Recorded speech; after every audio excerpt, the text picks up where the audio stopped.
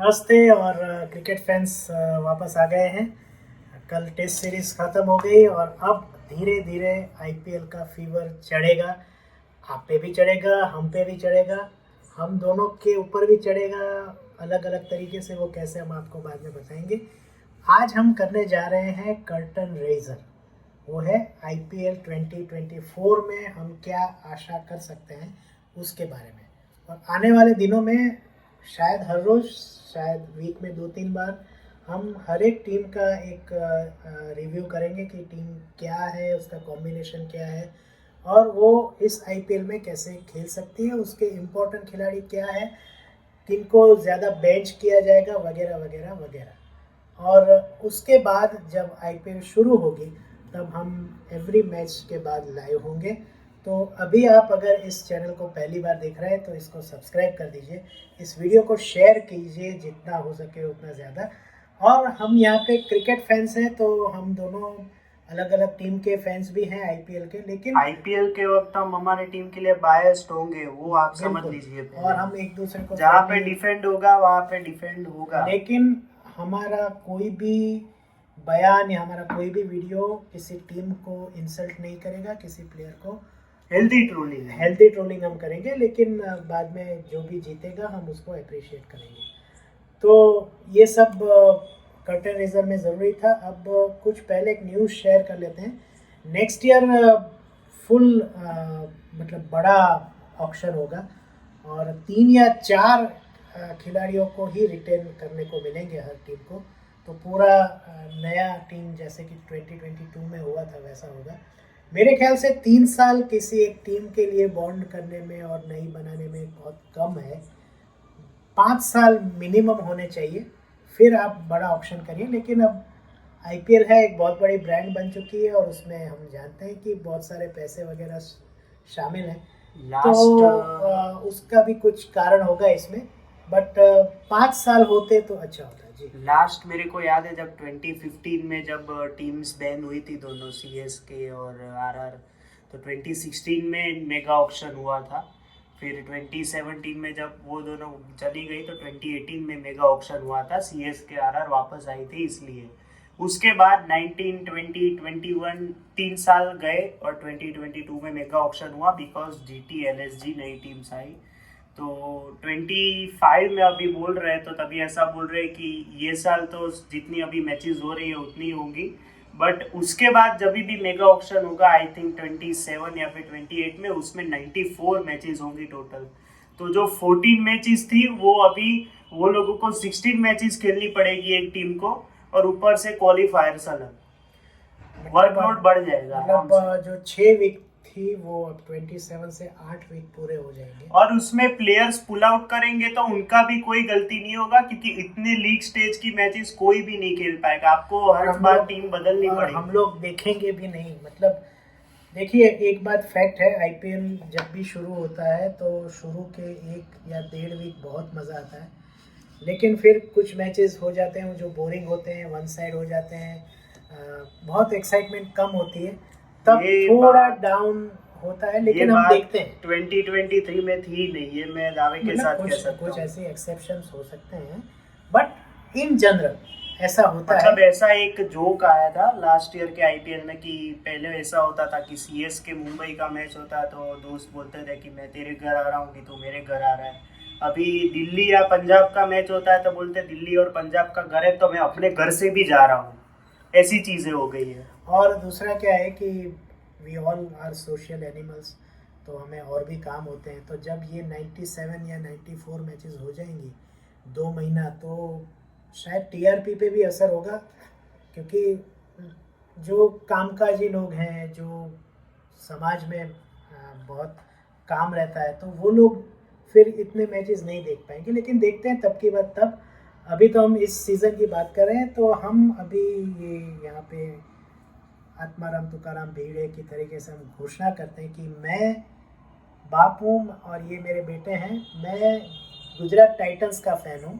उसके पीछे क्या स्टोरी है वो मैं बाद में बताऊंगा। और ये आज का वीडियो थोड़ा लंबा होगा, आप देख लीजिएगा। तो भाई सीएसके का फ़ैन हूँ मैं शुरू हुई तब से, मतलब मैं 2008 में तो मेरे को ज़्यादा पता नहीं था, बट 2011 वर्ल्ड कप के बाद मैं ऐसे पहले इनको जब आईपीएल शुरू होने वाली थी, मेरे को ये चीज़ याद है होपफुली कि मैंने इनको पूछा कि धोनी कौन सी टीम में, तो मैं सीएसके, तो बस मैं सीएसके को तभी से सपोर्ट कर रहा हूँ। मैं 2011 से ही सीएसके का फ़ैन हूँ और इनका डेब्यू तो वैसे 2016 में हुआ था, गुजरात की टीम आई थी तभी, गुजरात लायंस करके। उसके बाद अभी इनकी टीम 2022 से खेल रही है। वैसे ये पहले कोलकाता के फ़ैन थे और राजस्थान के फ़ैन थे इसके पीछे 2008 में। ये हाफ ट्रूथ है। इसमें ऐसा था कि जब ऑक्शन हुआ सबसे पहला 2008 में, तब गुजरात के लिए भी अनिल मुकेश अंबानी ने नहीं, अनिल अंबानी ने ट्राई किया था। मुकेश भाई तो पहले से मुंबई में थे, लेकिन उनको किसी कारण से फ्रेंचाइजी नहीं मिली, तो थोड़ा निराश हुए। मैं जो गुजराती हूँ, तो तब मेरे जो पसंदीदा क्रिकेटर थे वो थे सौरव गांगुली और शेन वॉर्न। अब दोनों कोलकाता और राजस्थान के कप्तान थे, तो फिर मैंने उन दोनों को सपोर्ट किया और मेरी सपोर्ट की गई टीम राजस्थान रॉयल्स पहली आईपीएल जीत गई। 3 साल उनको सपोर्ट किया, फिर मेरे ख्याल से 2008 या 9 में फिर से 2 टीम को ऐड किया गया। एक डेक्कन चार्जर्स नहीं, कोची टस्कर्स और पुणे वॉरियर्स। तब भी मतलब लगा था कि गुजरात की टीम तो आएगी, होनी चाहिए, क्योंकि अहमदाबाद इंडिया का 7वां सबसे बड़ा शहर है और उसमें भी राजस्थान की टीम अहमदाबाद में खेलती थी, उनका होम ग्राउंड वो था। मतलब तो क्यों नहीं इंडिया के गुजरात की टीम। तो फिर निराश हुआ, तो फिर मैंने किसी को भी सपोर्ट करना छोड़ दिया। 1 साल या 2 साल जो राजकोट की फ्रेंचाइजी आई उसको सपोर्ट किया, लेकिन वो टेम्पररी थी, वो पता था। लेकिन जब अनाउंस हुआ 22 में कि भाई अब गुजरात की भी टीम आई है, तब फुल फ्लेज उसको ही सपोर्ट करता हूँ, चाहे जीत हो चाहे हार हो। मेरा सबसे हाई पॉइंट था जब गुजरात ने ट्रॉफी जीती, उसके पहले ही ट्राई में। दूसरा एक हाई पॉइंट था जब पंजाब के सामने राहुल त्रिवटिया ने जो सिक्सर मार के मैच जीता है।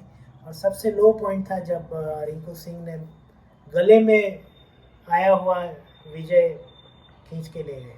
लेकिन सपोर्ट में जब टीम इंडिया को भी सपोर्ट करता हूँ तो भी सिमिलर वे, थोड़ा दुख होता है तो थोड़ा फ्रस्ट्रेशन निकाल देता हूँ, लेकिन at the end of the day I am a die hard supporter of Gujarat Titans when it comes to IPL. चलिए, तो अब हम बात करते हैं कि इस आईपीएल में क्या हो सकता है।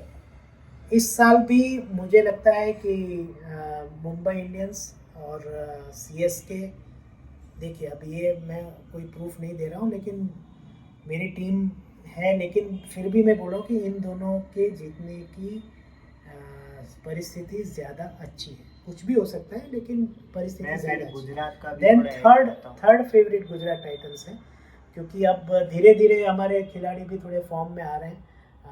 शुभमन गिल हो, केन विलियमसन हो, या फिर आज रणजी ट्रॉफी में उमेश यादव ने भी अच्छी बॉलिंग की। और अब जबकि चलिए ये बात अभी नहीं करते हैं, ओवरऑल ही करते हैं, जब गुजरात टाइटंस का रिव्यू करेंगे तब बात करेंगे। एनीवेज, तो ये मुझे लग रहा है कि इनके मैं 4th टीम में राजस्थान रॉयल्स को देख रहा हूँ क्वालिफाई होते हुए। लेकिन इसमें ऐसा है कि अब बहुत साल से वो ट्राई कर रहे हैं और नहीं, बट उनके तो बैकअप्स और सब उन्होंने अच्छा। रोमन पोवेल को आप देखिए 7 करोड़ में जब लिया, किसी ने एक्सपेक्ट नहीं किया कि इस पे इतना पैसा क्यों खर्च रहे। उसके बाद उनकी जितनी सीरीज देखी ऑस्ट्रेलिया के सामने, इसके पहले अभी किसके सामने थी मैं भूल गया, उनके सामने अच्छे फॉर्म में रहे हैं वो।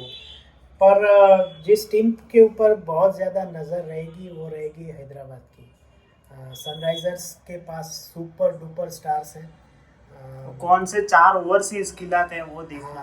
अब उनके पास इतने सारे ओवरसीज हो गए और सारे टैलेंटेड है। उसमें भी पैट कमिंस को कप्तान बना दिया, मतलब एक पोजीशन तो वो ले गए 4 में से। अब 3 ढूंढने हैं इतने सारों में से, 8 में से, 7 में से। ये एक बात हर साल आईपीएल में मैं पॉइंट आउट करता हूँ कि जब आपका कैप्टन ओवरसीज हो तो आपको फिर एक जगह आपकी ब्लॉक हो जाती है। तो ठीक है, अब अपनी अपनी टीम की अपनी अपनी पहचान है। एक अच्छा न्यूज़ ये भी आया है कि अभी कि Rishabh Pant is fully fit और डिक्लेयर्ड बाय एनआई, नेशनल क्या बोलते हैं, क्रिकेट एकेडमी, एनसीए। तो फुल्ली फिट है, तो कैसे उनको यूज करेंगे वो भी देखना है, क्योंकि उनको आगे टेस्ट मैचेस भी खेलने हैं। विकेट कीपिंग तो नहीं करेंगे, ये तो देखते हैं तो क्या होगा। जेसन रॉय को रिप्लेस कर दिया गया है, फिल सॉल्ट ने उनको रिप्लेस किया है, उनका फॉर्म अच्छा चल रहा था। मेरे इतने खराब नसीब है, मैं आपको बताता हूँ, मैंने 1 या 2 वीक पहले ऐसी ट्वीट की थी जब डेवन कॉनवे बाहर हुए थे कि अभी मैं सोच रहा हूँ कि फिल सॉल्ट को इसका बैकअप लेना चाहिए और जेसन रॉय की जगह इनको ले लिया। तो अब देखते हैं क्या होता है। तो मेरे ख्याल से इस बार इतना हाइप कम है, मतलब जब नहीं, मेरे हिसाब से तो जिस तरह का वर्ल्ड कप गया है अभी, जिसपे वो ओवरसीज स्टार जितने हैं, तो उनके लिए हाइप बहुत ज्यादा है। जो डेब्यू कर रहे हैं, जैसे कि मिचेल स्टार्क बहुत सालों बाद आ रहे वर्ल्ड हैं। कप से याद दिलाया कि अब T20 वर्ल्ड कप भी इसके बाद तुरंत आएगा, तो उसके लिए भी सारे प्लेयर्स, जैसे ऑस्ट्रेलिया के तो जो स्टार्क वगैरह खेल रहे हैं वो तो वही बोल रहे हैं कि हम प्रैक्टिस के लिए खेल रहे हैं। पैट कमिंस ने तो पहले ही बोल दिया हाँ, था मतलब वो लोग प्रैक्टिस ऐसे ही के लिए हैं, खेल रहा हूँ। और सही बात है, उसमें कोई प्रॉब्लम नहीं है क्योंकि इसका लेवल बहुत हाई है। तो ये बात है कि कौन क्या जीतेगा, मतलब अभी फिलहाल मैंने कहा उस तरीके से 2 टीम अच्छा, फेवरेट कर्टेन रेजर है तो हम ऑरेंज कैप और पर्पल कैप की आपकी तरफ से प्रिडिक्शन पहले आप बताइए। नहीं, मैं अभी कोई प्रिडिक्शन, क्योंकि मैंने ध्यान से पूरी टीम देखनी अभी बाकी है, पर जैसे जैसे हम एवरी टीम, अगर मैं अपने हिसाब से बोलूँ तो मैं यशस्वी जायसवाल को ऑरेंज कैप जीतता हुआ देख रहा हूँ, जिस तरह से वो फॉर्म में है। पर्पल कैप में थोड़ी मारामारी होगी क्योंकि कौन कैसा है अभी कुछ पता नहीं है, क्योंकि सबके पास प्रॉपर बॉलर्स हैं भी और नहीं भी, इस तरह का मामला है। अभी मठीशा पठीराना के अराउंड न्यूज आई थी 2 दिन पहले कि वो इंजर्ड हो गए, हैमस्ट्रिंग हुआ है उनको, तो उसका भी सीएसके को एक माइनस पॉइंट रहेगा। डेवन कॉनवे तो रूल्ड आउट हो ही गए हैं, ये भी एक बात पता चली है, तो देखते हैं उनको कौन रिप्लेस करता है। पर सबसे ज़्यादा ध्यान इस बार रहेगा मुंबई इंडियंस पे, क्योंकि ऑलरेडी नहीं, वो तो रहेगा लेकिन झगड़ों के मामले में नहीं, मतलब SRH के ऊपर तो रहेगा, लेकिन ये नेगेटिव साइड के रूप में मैं बोल रहा हूँ कि सबसे ज्यादा ध्यान मुंबई इंडियंस पे रहेगा, क्योंकि कंट्रोवर्शियल डिसीजन अभी देखो कैप्टन बदलने के लिए। लेकिन अभी आप देखिए रोहित शर्मा फॉर्म में है अच्छे खासे, नेक्स्ट ईयर मेगा ऑप्शन है, next year mega option Rohit Sharma के ऊपर नजर रखिए आप, क्या हो सकता है उनके साथ, तो वो एक अच्छा होगा। हार्दिक पांड्या बेशक बहुत अच्छे कप्तान हैं। जब वो गुजरात के कप्तान थे तभी हमने देख लिया था कि काफ़ी इनोवेटिव हैं और शांत रहते हैं धोनी की तरह। 1-2 मैच में वो पहली सीज़न में वो वानखेड़े वाली जो मैच मैंने कहा मुंबई इंडियंस, उसमें वो थोड़ा गुस्सा हो गए थे। एक पंजाब वाले में भी हुए थे, उसी मैच में ओडिन स्मिथ को रन आउट, ओडिन स्मिथ तो 1-2 बार, लेकिन वो all in all he is a cool काम कैरेक्टर है। उनकी कुछ प्रायोरिटीज अलग, तो उन्होंने गुजरात छोड़ दिया है। गुजरात टाइटंस फैन की ओर से उनको ढेरों शुभकामनाएं कि वो अच्छा खेले, क्योंकि इंडिया को भी अच्छे ऑलराउंडर की जरूरत है। मैंने तो बोला है कि आईपीएल में आप उनको हेट करो, वो आपके ऊपर करना नहीं, सुनिए तो सही, लेकिन आप इंटरनेशनल में उनको हेट करोगे वो तो गलत है। आपके घर में आके आपका पैसा चोरी करके गए कि आप इतना हेट कर रहे हैं, किसी को हेट करने की क्या जरूरत है। एक्चुअली रोहित शर्मा फैंस ने ईगो पे ले लिया है कि ये हार्दिक के अंडर क्यों खेलेंगे। अब ये जो क्रिकेट हो गया ना, वो फैन बेस ज्यादा है, प्लेयर फैन ना कि टीम फैन में। कल को अगर देखिए, मैं जीटी फैन हूँ, अगर मैं हार्दिक फैन होता तो मैं कल अपना शर्ट बदल के मुंबई में आ जाता। ऐसा नहीं होना चाहिए, पर अब न्यू जनरेशन है, अब आप क्या बोलते हैं उसको, जेन जी, तो जेन जी है, उनके अपने अपने रूल्स हैं, वो फॉलो करें। बट एक बात कॉमन है या अंडरलाइन है कि nobody is bigger than the game and the team. तो कोई भी टीम हो किसी भी खिलाड़ी से बड़ी होती है, महान होती है। तो ये बात है। अब जिसका कुछ नहीं हो सकता या जिसके ऊपर वीक रह सकती है, वो शायद आरसीबी है। जिस तरीके से ऑक्शन में वो लोग गए हैं, पंजाब और दिल्ली ने भी अच्छा किया है। पंजाब ने तो हर्षल पटेल को लिया है, तो राइली रोसो, हर्षल पटेल इतने अच्छे लिए। दिल्ली ने हैरी ब्रूक को लिया है, फिर ट्रिस्टन स्टब्स को लिया है, फिर कुमार कुशाग्र करके विकेट कीपर है। केकेआर भी अच्छी लग रही है। केकेआर मिचेल स्टार्क है, तो अच्छा, उन्होंने मनीष पांडे को वापस ले लिया है, तो वो भी बेस प्राइस पे उठाया था, तो उनके तरफ से उनका टॉप, मिडल और लोअर सेट होगा। और बाकी जो रही वो एलएसजी में मैंने क्या बोला काइंड कि ऑफ साउथ अफ्रीकन टीम है। जस्टिन लेंगर आ गए तो कोई टेंशन नहीं है अब। हाँ। उन्होंने इनको लिया है जो हमें मार के गए थे, शायद एरन हार्डी को लिया है इन्होंने, एरन हार्डी या फिर दूसरे को लिया वो है, हम- एस्टन टर्नर को लिया है, सॉरी।